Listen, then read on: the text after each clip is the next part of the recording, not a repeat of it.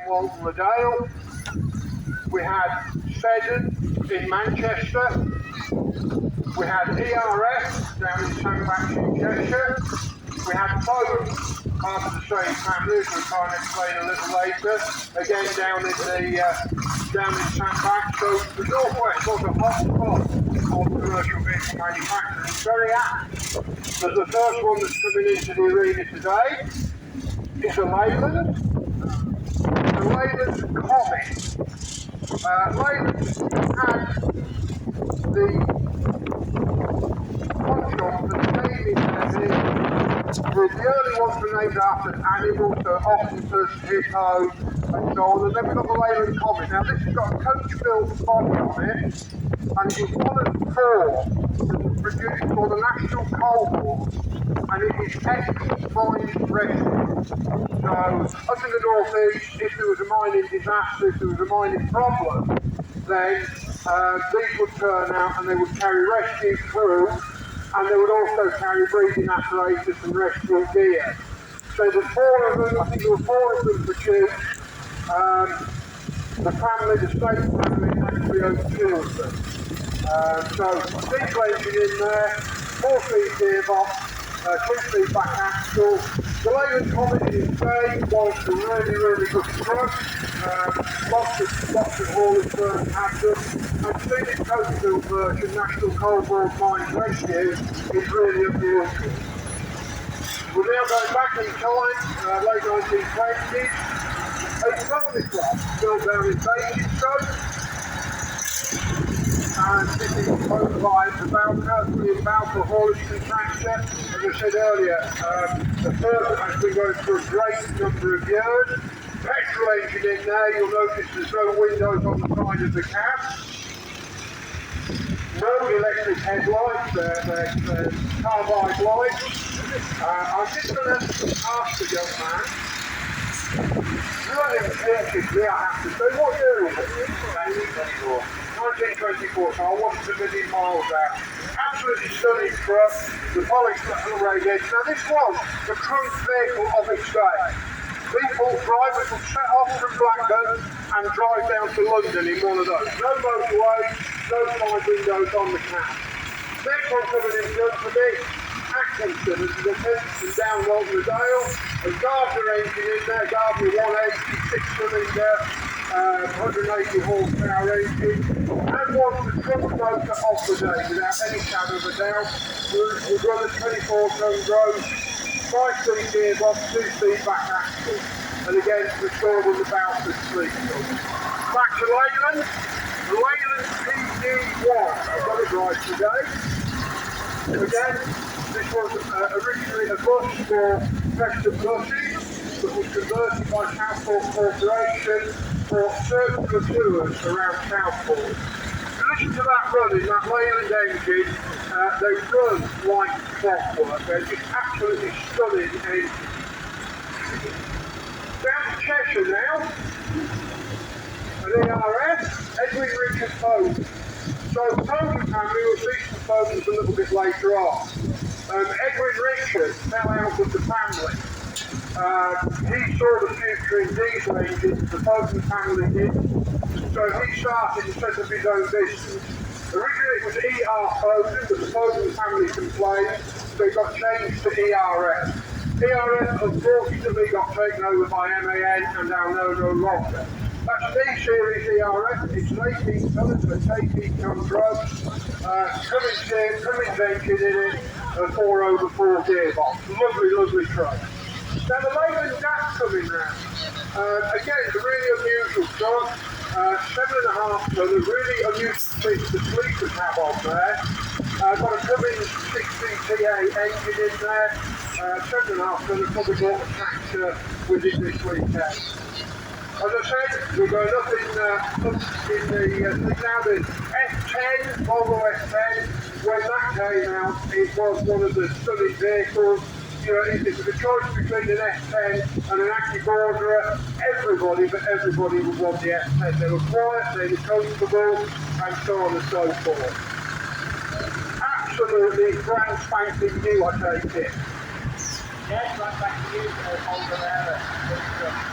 How did I? truck.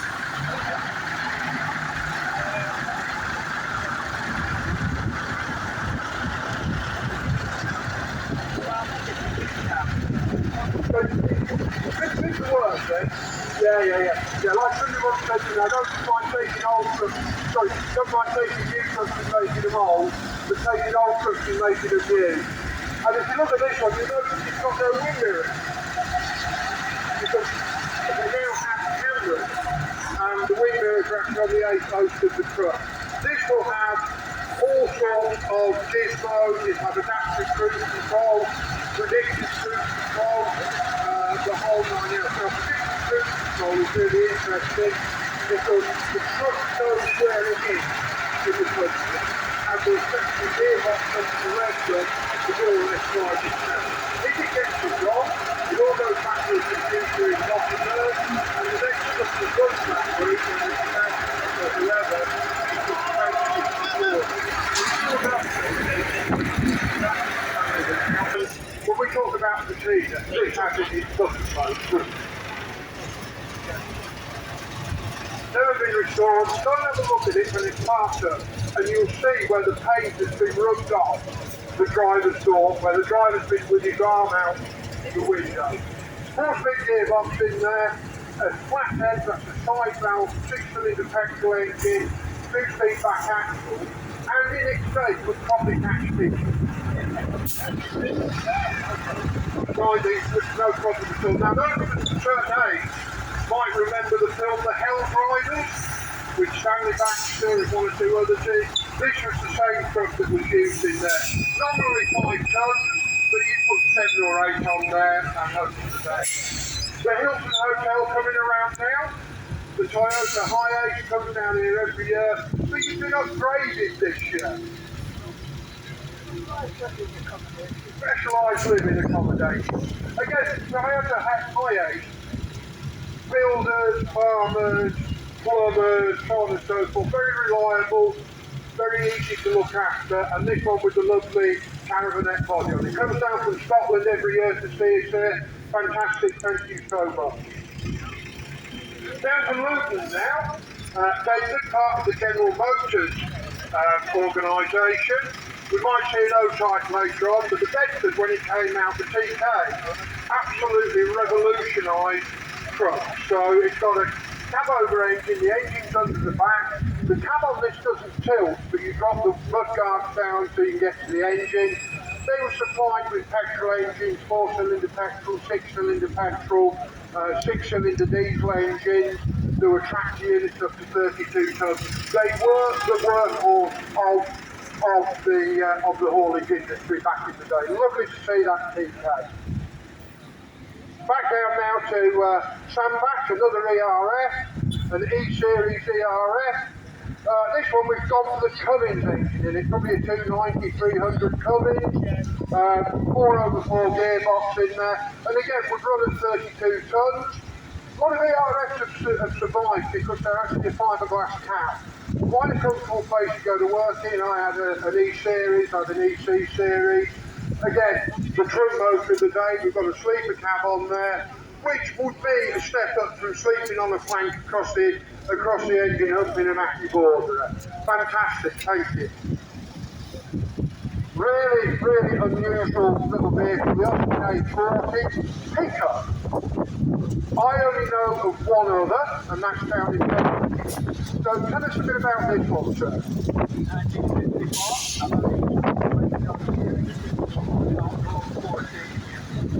It's fantastic, and I say remarkably brilliant. And with commercial vehicles were bought to be used. When they were used, they'd be thrown away and scrapped another one more. So to see light commercials is a real treat, because there's not many of them survive. And that's lovely with the wings back on the back, absolutely beautiful. Another great supporter of ours here, Boss Bay Metals. The transit van, it just seems to have been with us forever and a day, hasn't it? Yeah, 60 years, actually. And you don't think that, 60 years of transit, that's amazing. What have you got on the back?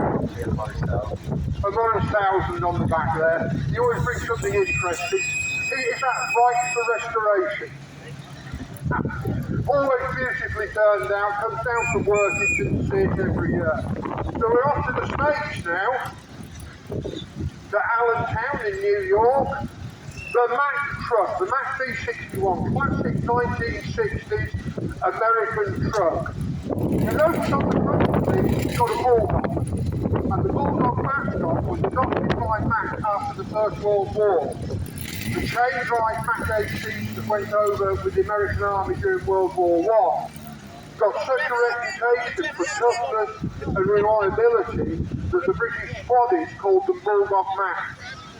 The Mack organisation got hold of that and registered it as a trademark, so every Mack truck you see has the Bulldog Mack on the front. The advertising went built like a Mack truck, and they are just a stunning machine. The thermodyne diesel engine in there, which is again classic American, the West Coast mirrors, the four-wheeler, could even have a two-stick gearbox in there. Yeah, so two-stick gearbox, so you've got 4 gears on one stick, you've got 3 gears on another stick. To change gear, you have to loop your hand through the steering wheel and change the gears. Absolutely stunning piece of Americana, exhaust up the back, fantastic. Next one in is really unusual. BFR 700 was brand new to Blackpool Fire Brigade. It was originally ordered as a turntable ladder, but it was going to have a Metz ladder on it, which is a German ladder, and during World War II we struggled to get Metz ladders. So it was actually built as a limousine body. Served with Blackpool Fire Brigade until 1962, then went straight into preservation and has been in preservation ever since. It's been all over the country. It's been down on the south coast, it's been up in the northeast, it's been into Lincolnshire. It's now owned by David Haythorne from Leyland, who has had it fully restored. It is the only one that's left. The engine is not the original engine. The engine blew up quite a few years ago and it's now got a Gardner diesel engine in it. And it is absolutely unique. There were 2 of them, couldn't get the ladders for them. Preston had one, Blackpool had the other. So it's a really rare survivor there, and that's the Leyland TLM built in 1940. Stephen Masters, another Ackie, the big A on the front. We've already spoken about the Knight of the Road, the White Knight on the front. Belongs to Alan Atkinson, originally a tractor unit. Again, the Gardner 180 in there, 180 horsepower. 180 horsepower in there. The FH there, I don't know, could be, I don't know how many horsepower, probably upwards of 500. Still 32 tons, steady away. A governor's motor with the Gardner engine in it, quite fuel efficient. Drivers even loved them or hated them. The firm in Scotland, Polish and the Scottish brand, all painted in tartan. They put 2 instrument vehicles on because their drivers like them to match. The lovely truck, sounds fantastic.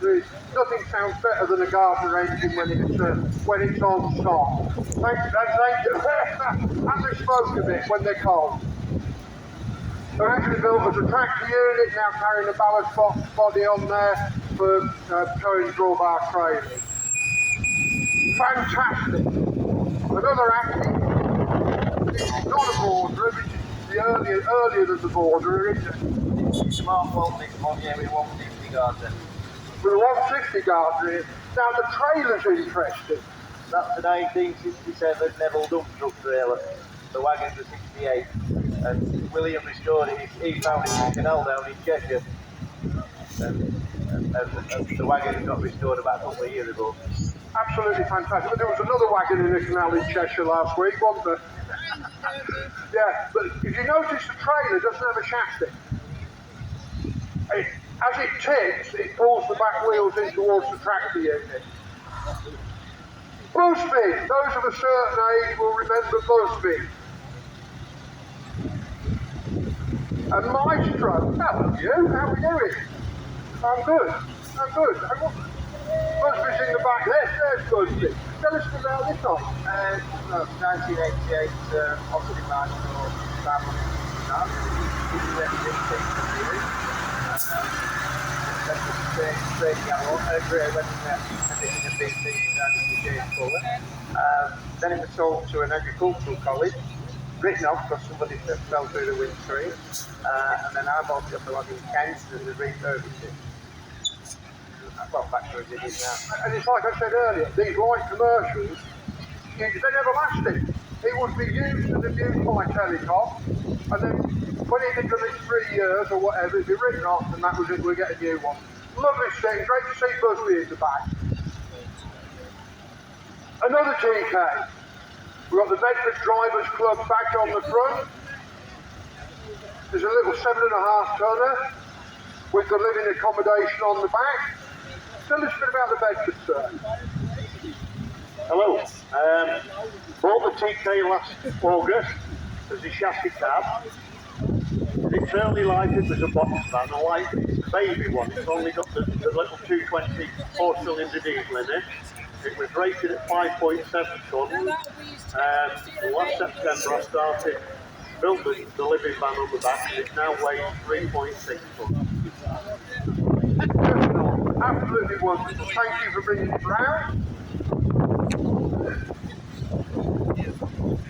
The Relient Act, little three-wheeler, white bicycle. So we go, oh, don't ask me anything about it. He's behind. Fantastic. Little Relient Act. They were quiet, they were comfortable, they had all the amenities. 580. So 580 horsepower under there, tag axle, high sleeper cab, V8. You can only have a V8 in a Scania, but you're never late in a V8. Always on time with a 6-in line, but never late in a V8. Again, V8 top line, that's got the full cab on it. Probably got microwave in there, fridge in there, the whole 9 yards. And, you know, drivers spend a lot of time in these trucks. Nights out, some guys get away on a Sunday night, don't come back till a Saturday morning. And if it wasn't the truck, we'd be thirsty, we'd be hungry, and we'd be naked. So thanks ever so much for being again, running a 44-tonne truck.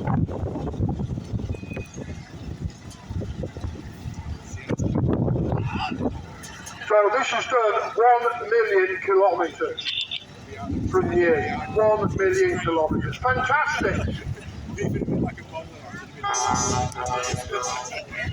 Now I think, ladies and gentlemen, that we need a major round of applause there because we have some stunning vehicles in the arena today. Most of them privately owned, privately maintained. Vehicles that are post-1960 still have to go through what we call testing and plating. So they still have to go to the ministry test station. They have to comply with all the rules and regulations.